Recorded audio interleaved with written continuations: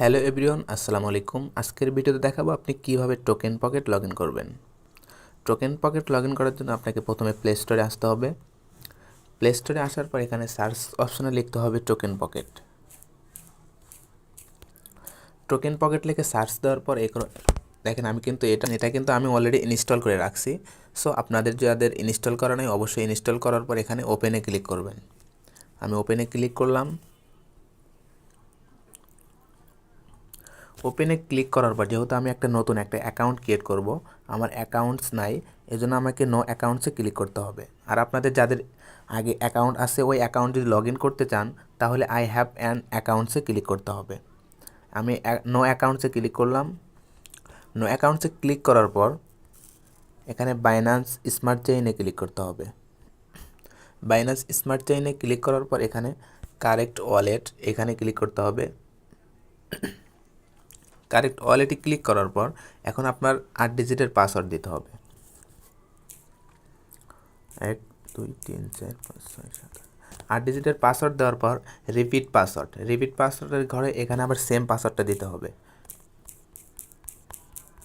Same password দেওয়ার পর আপনার কাজটা হবে এখানে টিক মার্ক দেওয়ার মতো একটা অপশন আছে, এখানে টিক দিতে হবে।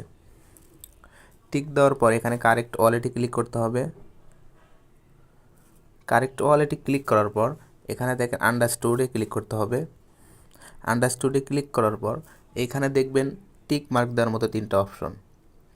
এই 3টা ঘরে আপনি টিক দিবেন। টিক দেওয়ার পর আপনার কাজটা হবে এখানে ক্লিক করতে হবে।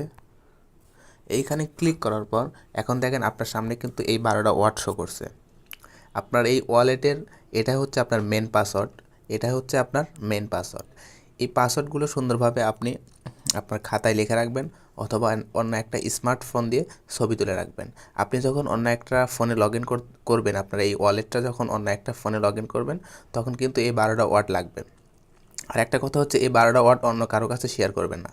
আপনি যদি অন্য কারো কাছে এই 12টা ওয়ার্ড শেয়ার করেন তাহলে আপনি যে ক্রিপ্টোকারেন্সি অর্থাৎ ডলারগুলো আর্নিং করবেন সম্পূর্ণ ডলার কিন্তু উনি উইথড্র করে নিতে পারবে।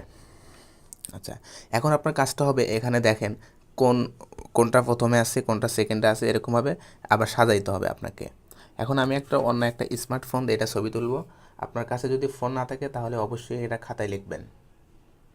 আচ্ছা, আমি অন্য একটা স্মার্টফোন দিয়ে ছবি তুললাম। এখন আমার কাজটা হচ্ছে এখানে কমপ্লিট ব্যাকআপ ভেরিফাই ইট নাও ক্লিক করতে হবে। ক্লিক করার পর এখন আমার দেখতে হবে কোনটা প্রথমে ছিল। এই দেখেন সেম 12টা ওয়ার্ড কিন্তু এখানে শো করছে। এখন আমার দেখতে হবে কোনটা প্রথমে ছিল কোনটা সেকেন্ডে ছিল, এরকম আমাকে আবার সাজাইতে হবে। আচ্ছা, আমি সাজাচ্ছি, আপনারা একটু লক্ষ্য করে দেখেন। সেমভাবে আপনারা এরকমভাবে সাজায় নেবেন।